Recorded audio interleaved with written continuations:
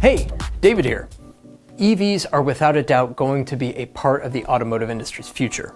For many, all the buzz surrounding these newfangled vehicles all funnels down to one question. How do I profit off these puppies? Maintenance and repair shops have been asking this question for a while now because EVs are different, but in many ways the same.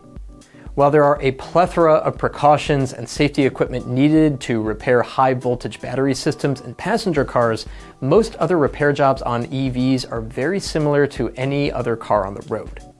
Think about it. An EV still needs a lot of the same maintenance work as conventional vehicles, including fluids like coolant, brake fluid, and wiper fluid. It's just these vehicles are a little different, as EVs also don't have too many fluids in general. I'm talking stuff like engine oil. Look to the brakes and you find some sameness again. It has brake pads, it has tires, wiper blades, mirrors. But look under the hood and things get different because there's not much battery and motor maintenance to do for EVs. In comparison to vehicles with internal combustion engines, consumers won't be on the hook for quite as much maintenance in general over the life of an EV. By 2030, it's possible we may begin seeing the effects of traditional aftermarket components, like brakes for example, having significantly lower replacement rates than even those seen today. However, keep in mind that the EV car park in the US is only expected to be about 4% that year, and all the while repair shops can rest assured that EV maintenance can't be flat out ignored.